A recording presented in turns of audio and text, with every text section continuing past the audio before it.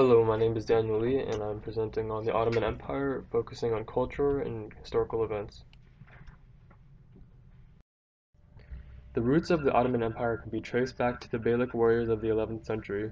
These warriors were charged with defending the border between the Byzantine and the Seljuk empires. Following the Battle of Manzikert between the Sultanate of Rum with the Byzantine Empire, the Beyliks openly declared their sovereignty. They were able to take advantage of the weakened Byzantine Empire and the political rivalry between the Sultanate and the Fatimids in Egypt and Syria to unite without any opposition. This unification happened under the leader Ertugrul, who unified the Beyliks in the first capital of the Ottoman Empire, Sogut. But it wasn't until his son Osman declared himself the Sultan that the Ottoman Empire began in 1299. Eventually, Osman conquered Yenisehir, which became the base of the empire and uh, led them to conquer many other cities following that. The period of major growth that helped the empire become the major force that it was occurred from 1453 to 1683, and this ultimately began with the conquest of Adrianople in 1362, which became the new capital after Yenisehir, and it symbolized expansion for the European countries that would eventually be conquered, because it showed that the Ottoman Empire wasn't going to stop their conquest. And so eventually they conquered regions such as the Byzantine Empire, Egypt, Syria, Iran, and many others. I'll now go over the major events between the 14th and 15th century. Osman I's son, Orhan I, established the empire as a state with a new currency, government, and a modernized army. He is best known for his Thracian conquest, which brought to control an valuable location within a decade due to heavy colonization. He is also known for his Janissaries, which is an elite group of prisoners of war who were trained to be soldiers to guard the Sultan. Following that was Murad I, who captured Adrianople in 1362, renaming it Edirne and establishing it as the capital of the Ottoman Empire. This signaled the Ottomans' intent on continuing their expansion in Europe, as I mentioned earlier. He is also known for the Battle of Maritza in 1371, in which the Serbians planned on invading Edirne with a surprise attack. However, Lieutenant Lala Shahin Pasha led a night raid on the camp, defeating the Christian army along with the Serbian king Vukasin and his brother Ugljesa. This is also known as the Rout of the Serbs because it was a complete massacre of the Serbian army. Later, in the Battle of Kosovo in 1389, Murad I died along with the Serbian Prince Lazar, along with the bulk of both armies. However, because the Ottoman Empire had more troops and the Serbians didn't have many people to defend their land, this led to the eventual conquering of the Serbians through use of the vassals. The last independent Serbian prince held out in 1392, which eventually transitioned the Serbian Empire into vassals for the Ottoman Empire. Following that was the conquest of Constantinople by Mehmed II in 1453. This was the ultimate defeat or victory over the Byzantine Empire, in which they renamed the capital Istanbul, and this began the period of growth for the Ottoman Empire, which led to the eventual conquest of Crimea, Bosnia, Albania, Herzegovina, and Montenegro, among other countries.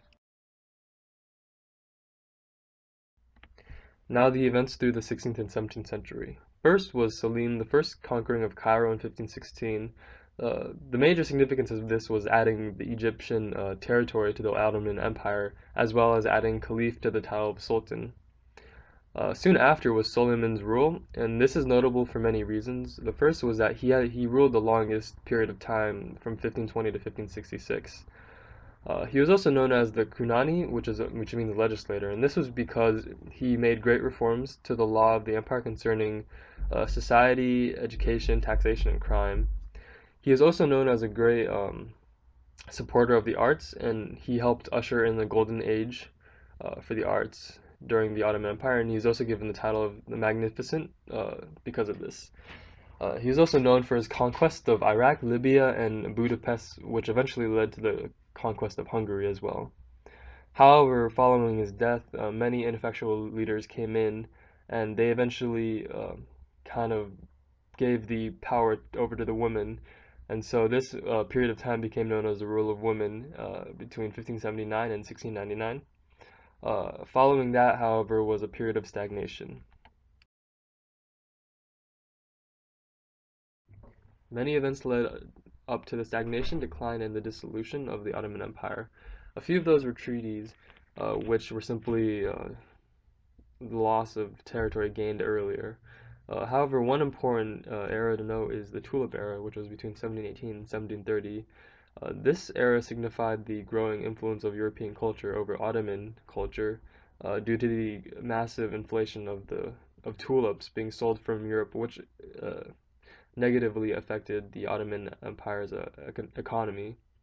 Also important was the Crimean War. This displayed the Ottoman Empire's military weakness to the European forces when the Ottoman Empire fought alongside the British and the French against the Russians.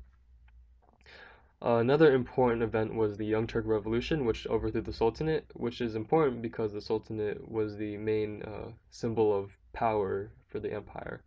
And this would eventually lead up to the collapse of the empire following World War I due to many centrifugal forces, primarily European, that helped split the empire apart.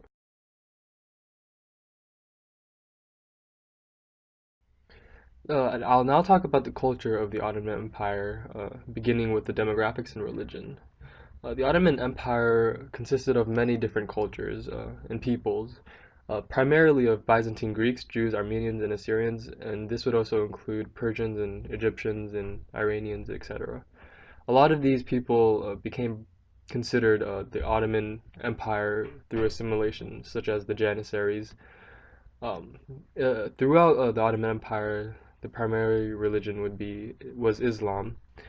This had heavy influence over the culture, the writing, the music, and many other aspects, but I'll go over those later.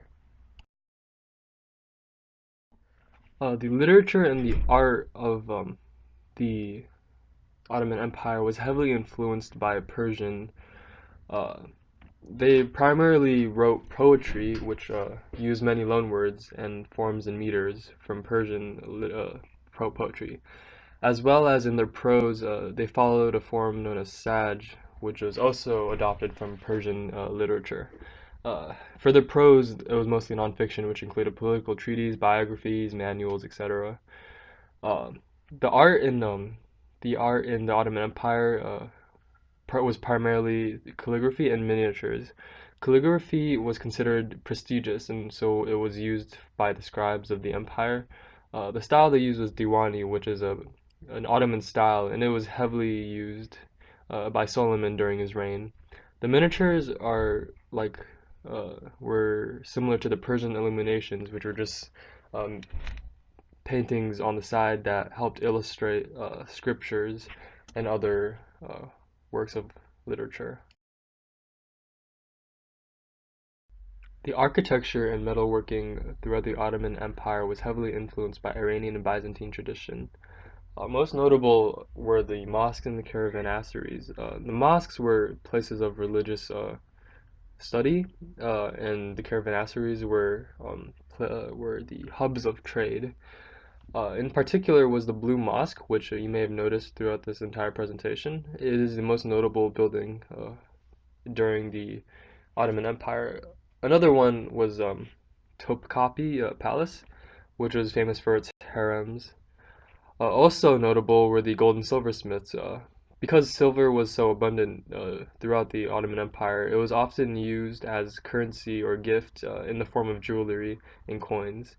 Also, following that were the skills of watchmaking and engraving, which used jewels along with the silver and gold. Turkish cuisine was a fusion of conquered lands, including areas like Persia, the Byzantine Empire, Iran, uh, Budapest. However, the most notable drink in the Ottoman Empire and even today was coffee, and pictured to the side is a coffee house that was common throughout the Ottoman Empire. Some notable foods were kebabs and baklava. However, throughout the empire, the most staple food was bread for the common folk, and for upper class folk, they had rice. Um, the Ottoman music was often folkloric and included many vocals. Um Often accompanying the music was dancing. The fall of the Ottoman Empire can be attributed to several causes, but I will only go over three major ones. First being economic. The Ottoman Empire put too much money into their military, however, they weren't reaping the same benefits as they once had, and so this led to a decline in their agriculture and their manufacturing, which resulted in greater pressure from European forces. Uh, and this was shown in the tulip era, in which there was heavy inflation for tulips. Next, the socio-political gap between the rich and the poor was very wide, and this led to a lot of decentralization of power and unity between the people. Lastly, the leadership was very inexperienced and incompetent following Solomon's rule. Many leaders would only be in power for a short time, which led to a lot of political conflicts and as to who would be the next sultan. And this eventually led to the Young Turks Revolution, which overthrew the sultanate. And so, following World War One, the influence of the outside European powers was too great, and this eventually split the Ottoman Empire into what the states they are today, with a few new ones added.